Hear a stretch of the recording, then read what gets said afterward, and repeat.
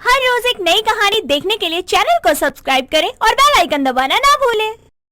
भूमि अपनी माँ गीत के साथ रहा करती थी। भूमि काफी समझदार और होनहार थी, पर कहते हैं ना, पांचों उंगलियां कभी बराबर नहीं होती। ठीक ऐसा ही भूमि के साथ था। वो हर चीज में तो अच्छी थी, पर उसके अंदर एक कमी थी। वो कमी थी रात को ना सोने की आदत। ऐसे ही एक रात 2 बज रहे थे और वो अपने फोन में नेटफ्लिक्स पर मूवी देख रही थी। तभी उसकी माँ गीत की आंखें खुलती है, जहाँ वो अपनी बेटी को मूवी देखते हुए देखकर कहती है, हे भगवान, रात के 2 बज रहे हैं और तू अभी तक सोई नहीं। तुझे नींद आती है कि नहीं? नहीं माँ, मुझे नींद नहीं आ रही और मुझे नींद आ ही नहीं रही, इसलिए मैं नेटफ्लिक्स पर मूवी देखने लगी। हाँ हाँ, पूरा दिन सोएगी तो क्या होगा, रात को जागेगी ही ना। बोल रही थी मैं कि दिन में मत सोया कर, लेकिन नहीं, मेरी सुनता ही कौन है।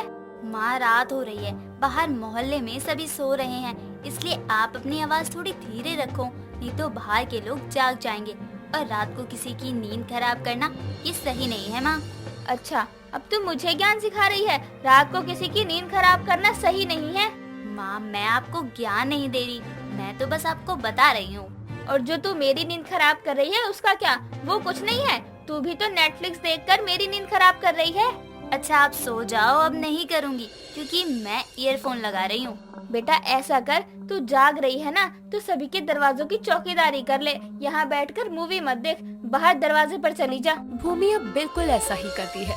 वो बाहर जा जाकर सभी के दरवाजों पर लाठी द्वारा सभी को जागृत करती है।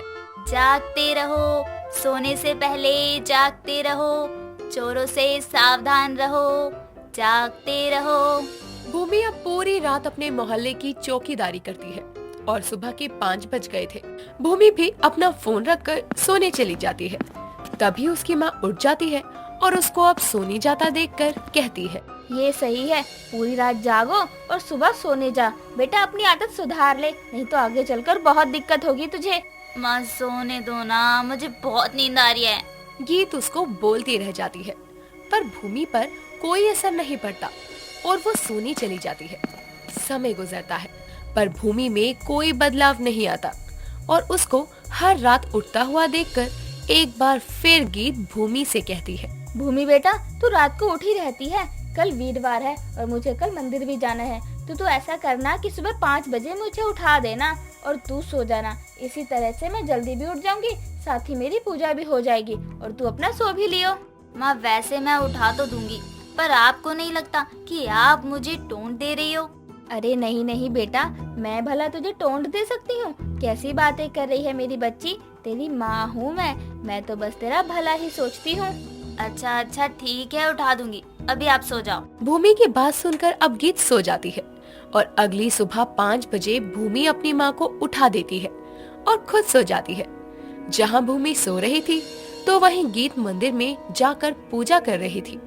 तभी उसकी एक सहेली उससे टकराती है और उससे कहती है, अरे गीत, तू यहाँ कैसे? और घर में सब कैसे हैं? सब ठीक है ना घर में? तेरी भूमि कैसी है? बाप रे, इतने सारे सवाल एक साथ। वैसे मैं बिल्कुल ठीक हूँ, साथ ही भूमि भी ठीक है। अब तो बड़ी हो गई है, मैं तो बस उसकी शादी के बारे में ही सोच रही थी। अरे वाह, वो इतनी बड़ी हो गई कि तू उसकी शादी के लिए सोच रही है। खैर, ये सब छोड़, मैं क्या कह रही थी कि मेरी नजर में एक बहुत अच्छा लड़का है, उसका नाम नमन है। अगर तू कहे तो भूमि की बात चलाऊं उससे? यार ये बातें ऐसे मंदिर में सही नहीं, और तू तो जानती है कि शादी ब्याह की बातें जितने आराम से हो उतना ही अच्छा है।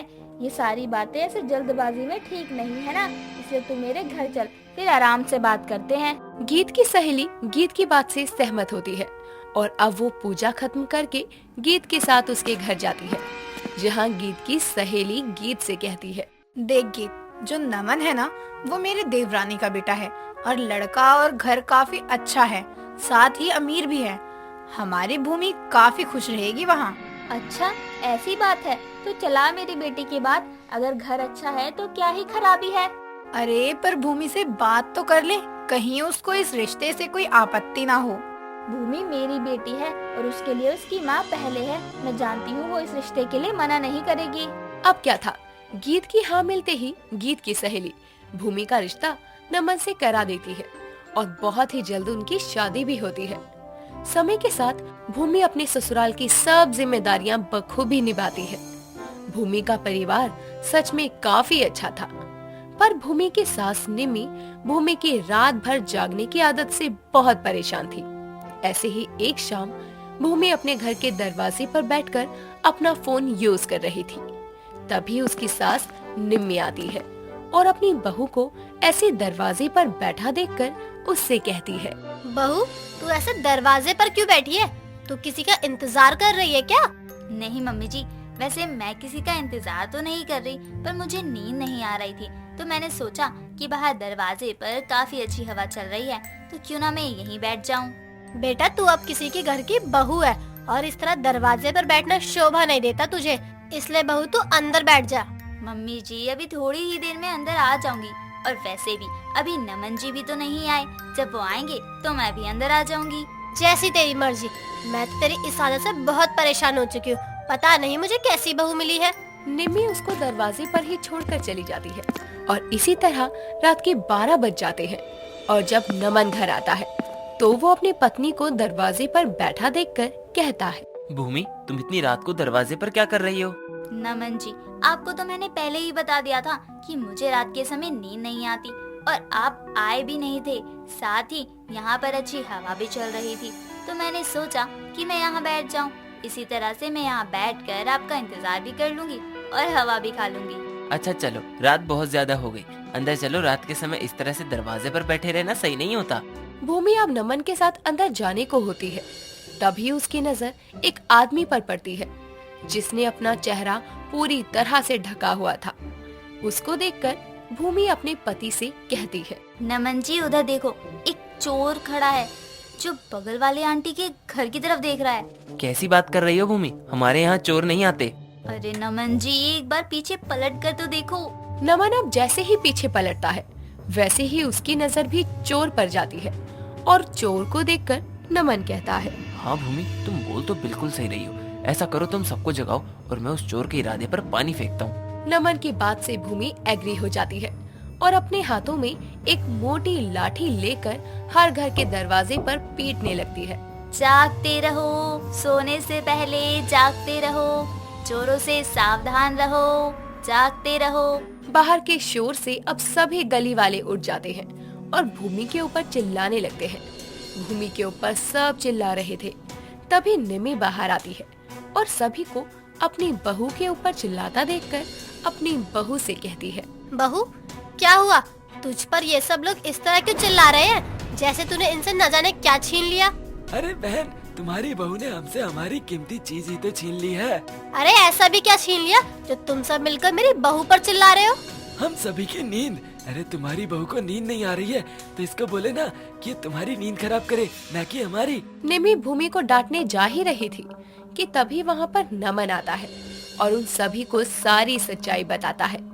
ये जानने के बाद सबकी नजरें शर्म से झुक जाती है, लेकिन निमी को अपनी बहू पर बहुत गर्व होता है और वो गर्व से कहती है, देख लिया तुम सभी ने, मेरी बहू का जागना कितना काम आ गया। मेरी बहू कोई मामूली बहू नहीं है, बल्कि चौकीदार बहू है। बहू मैं तेरे साथ हूँ, तू इनके घर की देखभाल मत करना और बस अपने घर की करना। अब मैं तुझे रात में जागने से कभी नहीं रोकूंगी। इस तरह अब निमी को अपनी चौकीदार बहू पर बहुत गर्व था और अब सभी लोग भूमि को चौकीदार बनने का आइडिया देते हैं, जिसके बाद अब बहुत ही जल्द भूमि चौकीदारी की नौकरी करने लगती है। दोस्तों, अगर आपको ये कहानी पसंद आई तो इसे लाइक करें, शेयर करें और कमेंट करके बताएं कि कहानी में आपको सबसे अच्छा क्या लगा।